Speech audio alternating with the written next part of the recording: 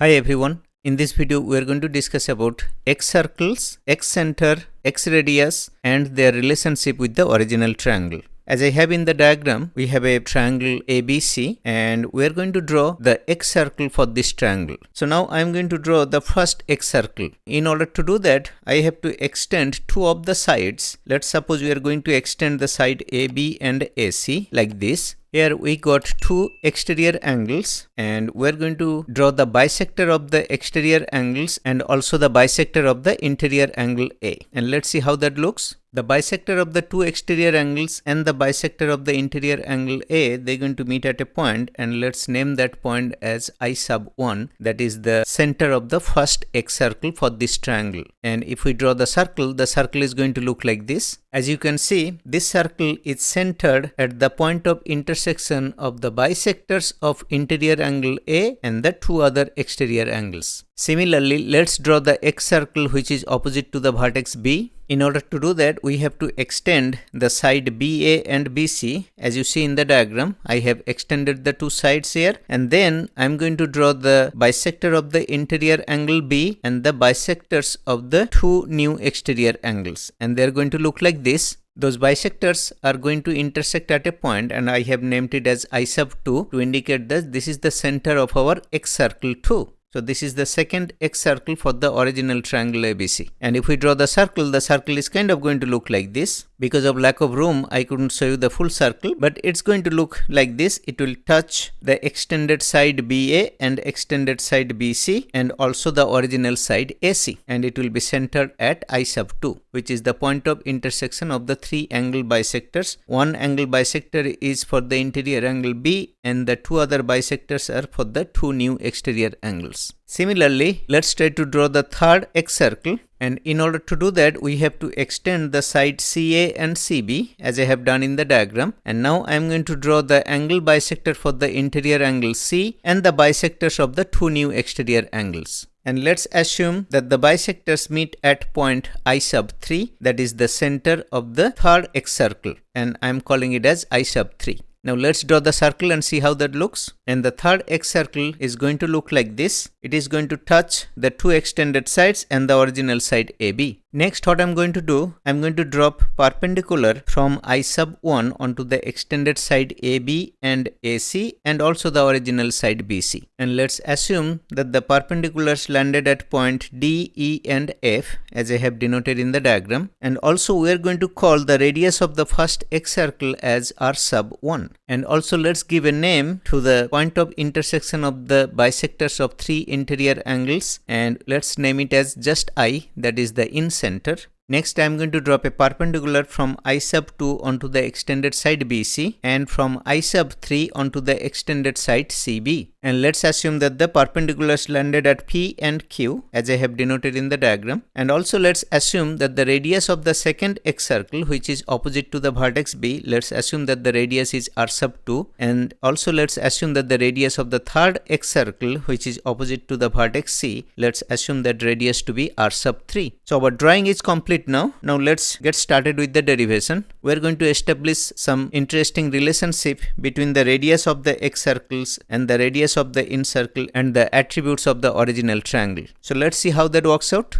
First of all, we are going to look at two interesting features here. If we look at BE and BD, they seem to be tangents from the external point B onto the first excircle. Think about it, because the excircle touches them, so BE can be considered a tangent to the first excircle. Similarly, BD can also be considered a tangent to the first excircle, and they both are coming from the common external point B. From the theorem of circle, we know that the length of the tangents drawn from an external point onto the circle, their lengths are equal. So here we can say then BE will be equal to BD. And similarly, if we look at CD and CF, they are also looking like two tangents drawn from the external point C onto the first excircle. So then CD and CF, they will also be equal. And now if we look at AE and AF, they also appear to be two tangents drawn from the external point A onto the first excircle. So AE and AF, they will also be equal. Now we know that AB plus BC plus AC will be equal to 2 times the semi-perimeter. That's actually the perimeter, so it will be 2 times the semi-perimeter. So we can write it like this. Now in place of BC, I am going to write BD plus CD, and then I am going to replace BD with BE because BD is equal to BE, and similarly I am going to replace CD with CF because CD is equal to CF. And then if you look at AB plus BE, that is nothing but AE, and similarly if we look at CF plus AC, that is nothing but AF. And also we have seen that AE is equal to AF. So here if we say then AE plus AF, I am going to write AE in place of AF. Then see what happens. So from here we see that 2 times AE is equal to 2 times S, and from here we can say then AE is equal to S. And similarly in place of AE, if I write AF, so we can say AF plus AF is equal to 2 times S, and this is nothing but 2 times AF is equal to 2 times S, and from here clearly AF is also equal to S. So then what will be the length of BE? Well, BE will be equal to AE minus AB. We have already figured out AE is equal to S minus AB is actually the side length C, lowercase c. So then BE is actually equal to S minus C. And similarly, let's see what is CF. Well, CF will be AF minus AC, and we have already found out that AF is also equal to S, and AC is actually the side length B, lowercase b. So this will be S minus B, and these are some important information that we are going to need. So let me make a note of this on the left hand side, and I'm going to erase these notes on the right hand side because I'm going to need this room for the derivation. Now let's think about the area of the original triangle ABC. Can we say that the area of the triangle ABC is equal to the area of the larger triangle ABI sub 1 plus ACI sub 1 minus BCI sub 1? Let me first write it down, then you will be able to see it in the diagram. So the area of the original triangle ABC can be calculated like this. We can say this is equal to the sum of the two larger triangles area, which is ABI sub 1 and ACI sub 1, and then from there if we subtract the area of BCI sub 1, that will give us the area of the original triangle ABC. And now let's write it like this. So what is the area of ABI sub 1? Well, it will be half times AB times R sub 1, because R sub 1 would be the height of the triangle if we consider AB as the base. So we can say this is equal to half times AB times R sub 1 plus what would be the area of the triangle ACI sub 1? Well, that would be half times AC times R sub 1 again, because that is again the height of the triangle ACI sub 1, and then minus what would be the area of the triangle BCI sub 1? Well, that would be half times BC times R sub 1 again, because if you look at the diagram, you will see that I sub 1D, that distance is actually the radius of the first excircle, which is R sub 1. So then we can say that the area of BCI sub 1 would be equal to half times BC times R sub 1, and from here we can clearly see that we have half times R sub 1 as a common factor, and then within parentheses we can keep AB plus AC minus BC, and can we write it as half times R sub 1 times what is AB? Well, AB is actually lowercase c, that's the side length, and then what is AC? That would be lowercase b, and then what would be BC? Well, BC will be lowercase a, and this can be written as half times R sub 1 times B plus C plus A minus 2 times A, and then what is B plus C plus A? That is actually 2 times the semi-perimeter, so we can write it as half times R sub 1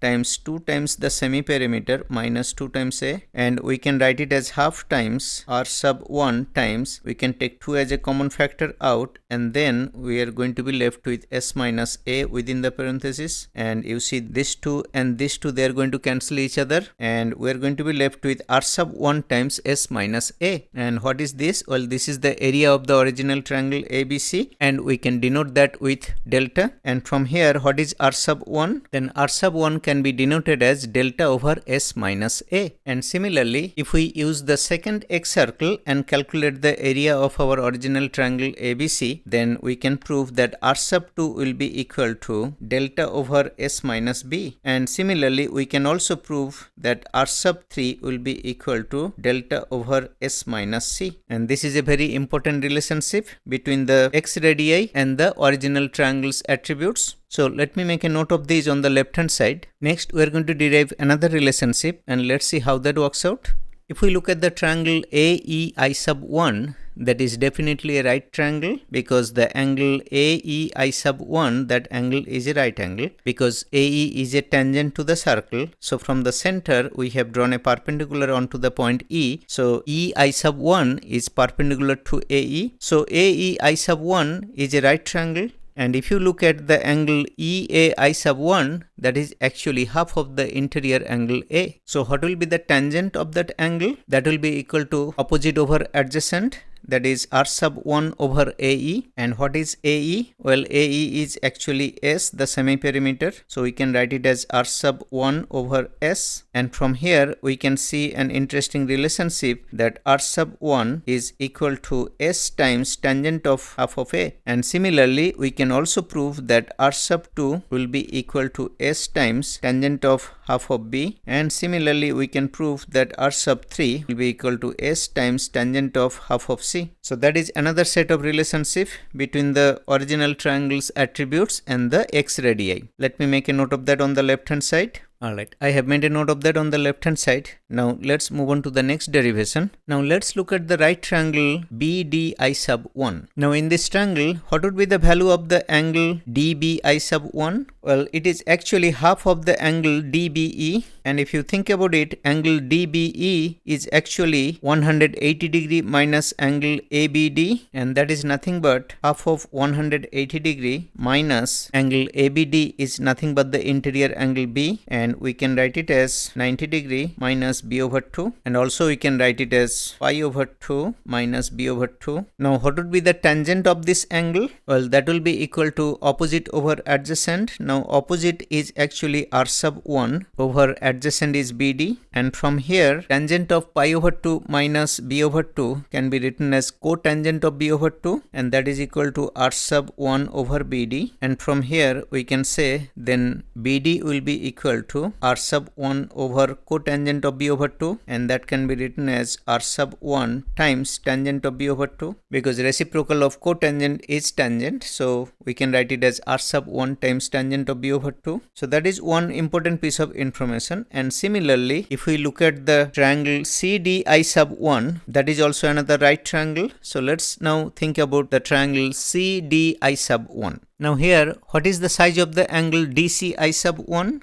Well, that is actually half of the angle DCF, and DCF is actually nothing but 180 degree minus the interior angle C there, or I'm going to write it as 180 degree minus angle ACB, and this is then half of 180 degree minus the interior angle C, uppercase C, and this can be written as 90 degree minus C over 2, and also it can be written as pi over 2 minus C over 2. So then what would be the tangent of this angle? Well, that will be equal to opposite over adjacent. Now opposite side is R sub 1 and the adjacent side is CD, and from here we can say, well, tangent of pi over 2 minus C over 2 can be written as cotangent of C over 2, which is equal to R sub 1 over CD, and from here we can say then CD is equal to R sub 1 over cotangent of C over 2, and this can be written as R sub 1 times tangent of C over 2. So this is the value of CD and this is the value of BD. Now we are going to do BD plus CD and see what happens. So if we simply say BD plus CD, as you can see in the diagram, BD plus CD is nothing but BC, and that is the side length A, lowercase a. So from here, if we simply say BD plus CD, that is actually the side BC, which is actually lowercase a, and then we can say A is equal to BD plus CD, and here I am going to use these two values that we have just derived. So in place of BD, I am going to write R sub 1 times tangent of B over 2, plus in place of CD, I am going to write R sub 1 times tangent of C over 2. and then let's write it like this. We can take r sub 1 as a common factor out, and then within the parentheses we can say tangent of b over 2, which can be written as sine of b over 2 over cosine of b over 2, plus tangent of c over 2 can be written as sine of c over 2 over cosine of c over 2. And if we do the simple addition there, let's see what happens. So this is equal to r sub 1 times, in the denominator the LCM would be cosine of b over 2 times cosine of c over 2, and then in the numerator we are going to have sine of b over 2 times cosine of c over 2 plus sine of c over 2 times cosine of b over 2, and this can be written as r sub 1 times, now if you look at the numerator, it is actually sine of b over 2 plus c over 2 and divided by cosine of b over 2 times cosine of c over 2. Now can we write sine of b over 2 plus c over 2 as sine of pi over 2 minus a over 2, because you see a plus b plus c is actually pi radian, and then if we divide both sides by 2, then a over 2 plus b over 2 plus c over 2 is equal to pi over 2, and from here if we keep b over 2 plus c over 2, we can write it as pi over 2 minus a over 2. So that's exactly what I'm going to do here. In the numerator I'm going to say this is sine of pi over 2 minus a over 2, and I'm going to keep the denominator as is, and then this can be written as r sub 1 times, the numerator now is becoming cosine of a over 2. That will be the complementary ratio of sine, so that will be cosine of a over 2, and in the denominator we have cosine of b over 2 times cosine of c over 2. And whose value is this, by the way? Well, actually it is equal to a. So then we can say that a is equal to r sub 1 times cosine of a over 2 over cosine of b over 2 times cosine of c over 2. And from here, what would be r sub 1 then? Well, let's now write down what is r sub 1. Well, r sub 1 will be equal to a times cosine of b over 2 times cosine of c over 2 over cosine of a over 2. And similarly, we can prove that r sub 2 will be equal to b times cosine of c over 2 times cosine of a over 2 over cosine of b over 2. And similarly, we can prove that r sub 3 will be equal to c times cosine of a over 2 times cosine of b over 2 over cosine of c over 2. And these are again another set of important relationship between the x radii and the attributes of the original triangle. So let me make a note of these on the left hand side. Now I'm going to erase the notes on the right hand side. From the sine law, we know that a over sine a is equal to b over sine b is equal to c over sine c, which is equal to 2 times the circumradius. So from here, what would be a then? Well, we can say a is equal to 2 times the circumradius times sine of a, and this sine of a can be written as 2 times sine of a over 2 times cosine of a over 2. Just now we derived that r sub 1 is equal to a times cosine of b over 2 times cosine of c over 2 whole divided by cosine of a over 2, and in place of a I am going to substitute the value that we have up there, that is actually 4 times r times sine of a over 2 times cosine of a over 2, and then we also have cosine of b over 2 times cosine of c over 2 over cosine of a over 2, and as you can see the cosine of a over 2, this will cancel out each other,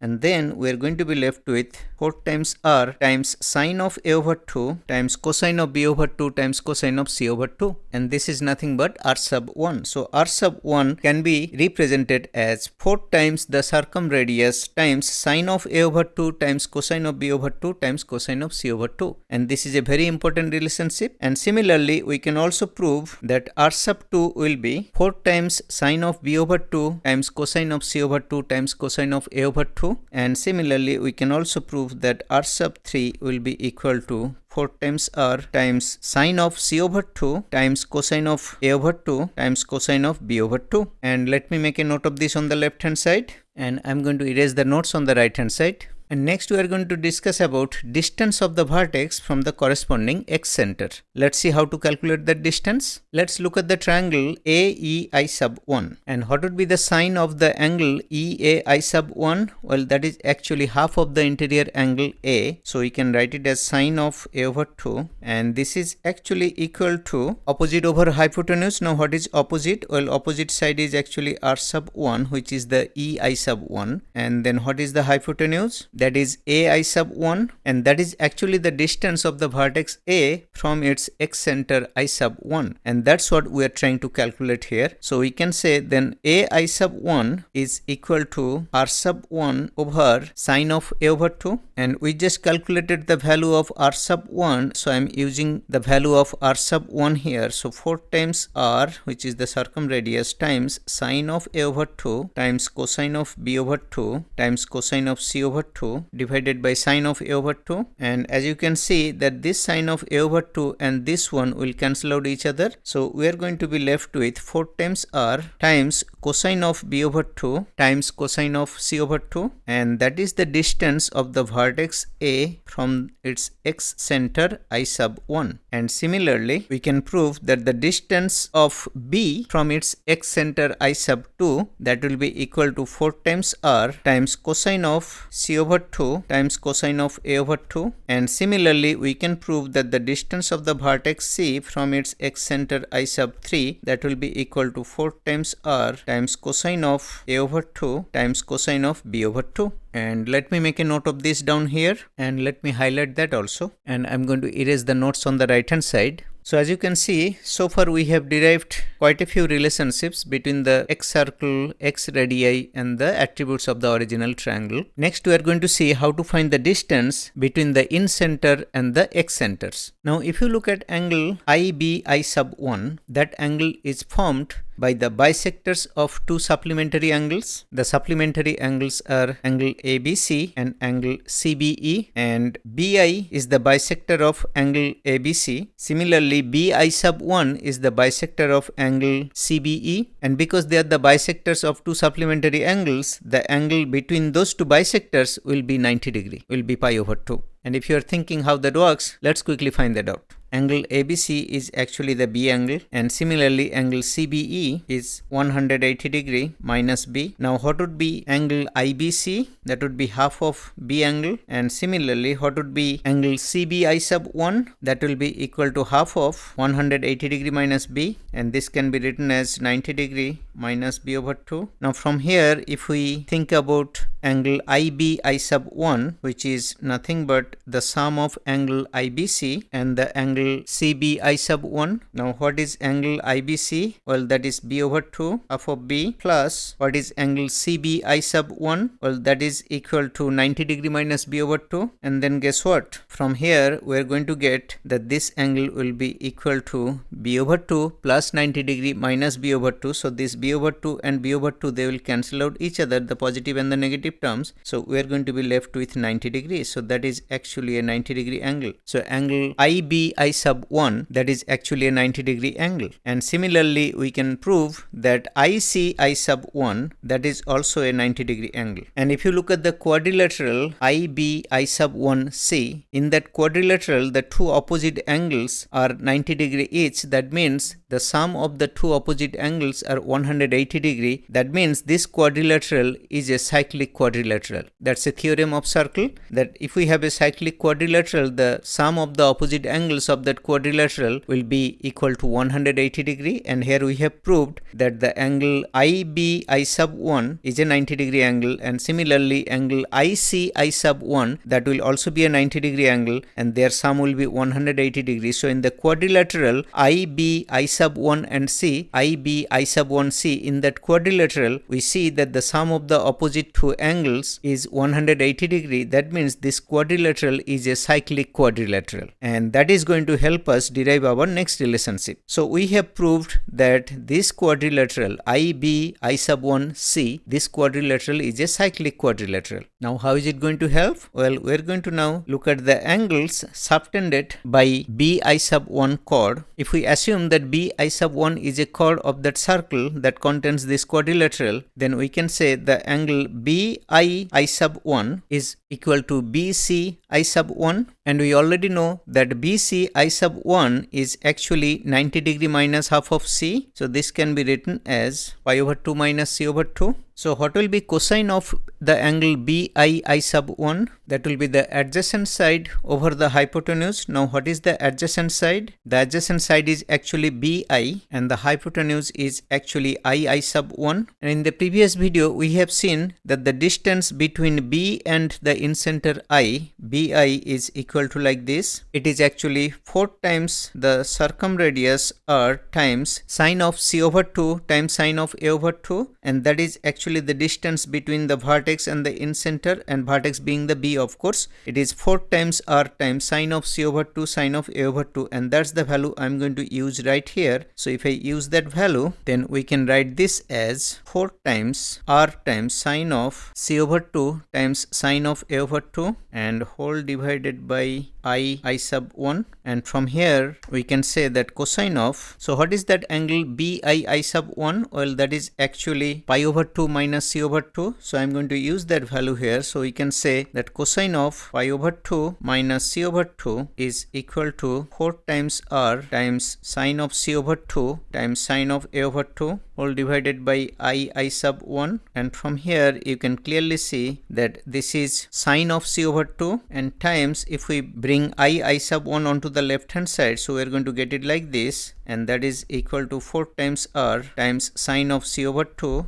times sine of A over 2, and from here we can clearly see that I sub 1, which is the distance of the first excenter from the incenter, and the distance is equal to 4 times r times sine of C over 2 sine of A over 2 whole upon sine of C over 2 divided by sine of C over 2. And now you see that sine of C over 2 right here in the denominator will cancel the sine of C over 2 in the numerator. So we are going to be left with 4 times r times sine of A over 2. So we have been able to calculate the distance between the first excenter and the incenter, which turns out to be 4 times the circumradius times sine of A over 2. And this excenter is opposite to the vertex A, so it's easy to remember that the distance of the excenter from the incenter, which is opposite to vertex A, that will be equal to 4 times r times sine of A over 2. And similarly we can prove that the distance of the incenter from the second excenter, which is I sub 2, that will be equal to 4 times r times sine of B over 2, and similarly I sub 3, which is the distance of the third excenter from the incenter, that will be equal to 4 times r times sine of C over 2.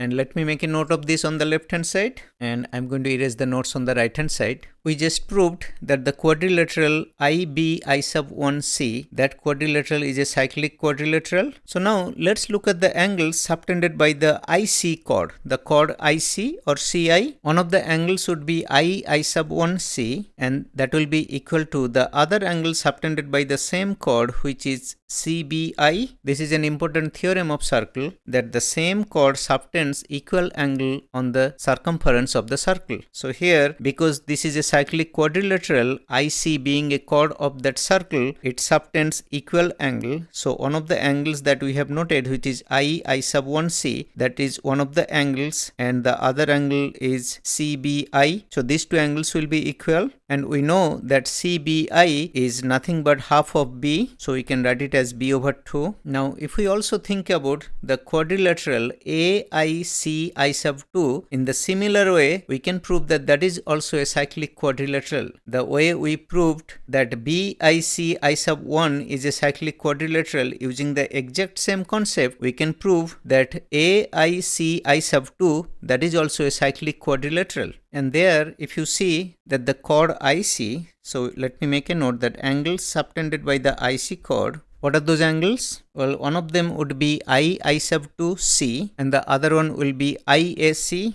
angle IAC, which is nothing but half of A. And now if we look at the triangle I sub 1 I sub 2, the angle I sub 1 I sub 2, that angle is same as angle AIB, and angle AIB is nothing but 180 degree minus half of A minus half of B. So we can write it as pi minus half of A and half of B. And now we are going to use the sine law for this little triangle, which is I sub 1, I sub 2. Using the sine law for this triangle, we can say that I sub 1 over sine of this angle, which is angle I sub 2c, or also it is I sub 2, I sub 1, and that we have already figured out it is actually a over 2 or half of a. So then that will be equal to the ratio of I sub 1, I sub 2 over sine of the angle I sub 1, I sub 2, and we have already determined the value of those angles. So from here we can say that I sub 1 over sine of a over 2, because the angle I sub 2c is nothing but a over 2 that we just derived up above right here, and that will be equal to I sub 1, I sub 2 over sine of this angle is actually pi minus a over 2 plus b over 2, and from here can we write it as I sub 1 over sine of a over 2 is equal to I sub 1, I sub 2 over sine of half of a plus half of b. Why? Because sine of pi minus theta is equal to sine theta. So using the same concept here, I am writing it as sine of a over 2 plus b over 2. Now from here our intent is to find the distance I sub 1, I sub 2. So I am going to say I sub 1, I sub 2. This distance will be equal to I sub 1 times sine of a over 2 plus b over 2 whole upon sine of a over 2, and from here we can say that I sub 1, I sub 2 is equal to, now I am going to use the value of I sub 1 that we have already calculated, which we can see right here. This is 4 times r times sine of a over 2. So I am going to write it as 4 times r times sine of a over 2, that is for I sub 1, and then also we have sine of a over 2 plus b over 2, that can be written as sine of pi over 2 minus c over 2, and then whole divided by sine of a over 2, and you can see that this sine of a over 2 and this sine of a over 2, they will cancel out each other, and we are going to be left with 4 times r times cosine of c over 2, because sine 90 degree minus c over 2, that will be cosine of c over 2, and that is the distance between the first excenter and the second excenter.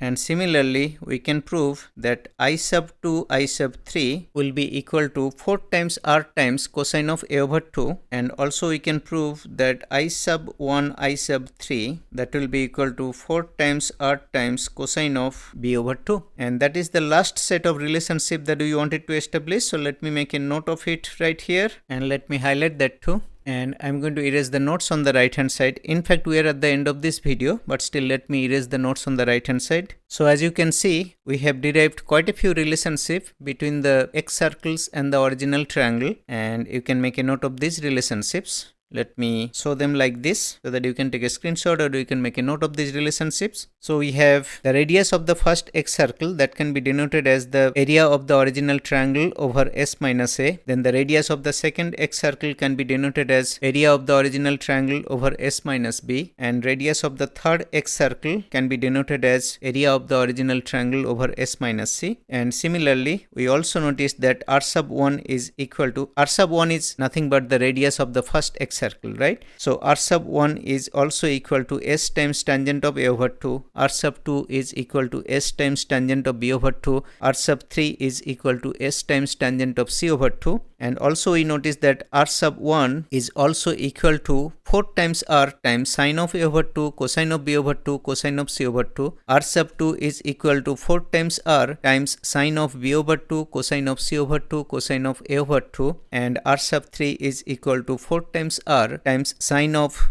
c over 2 times cosine of a over 2 times cosine of b over 2. And also we have derived this other relationship where r sub 1 is equal to a times cosine of b over 2 times cosine of c over 2 over cosine of a over 2, and r sub 2 is equal to b times cosine of c over 2 times cosine of a over 2 over cosine of b over 2, and r sub 3 is equal to c times cosine of a over 2 times cosine of b over 2 over cosine of c over 2. And then we have the distance from the vertex, distance of the excenter from the vertex, a I sub 1, that is equal to 4 times r times cosine of b over 2 times cosine of c over 2. Similarly b I sub 2, that is the distance of vertex b from the second excenter, that is 4 times r times cosine of c over 2 times cosine of a over 2, and c I sub 3, that's the distance of the vertex C from the center of the third excircle, and that is 4 times r times cosine of a over 2 times cosine of b over 2. And please note that this uppercase R is nothing but the circumradius. It's the radius of the circumcircle. Also, we have calculated the distance between the excenters and the incenter. So I sub 1, that's the distance between incenter and the first excenter, that is equal to 4 times r times sine of a over 2. I sub 2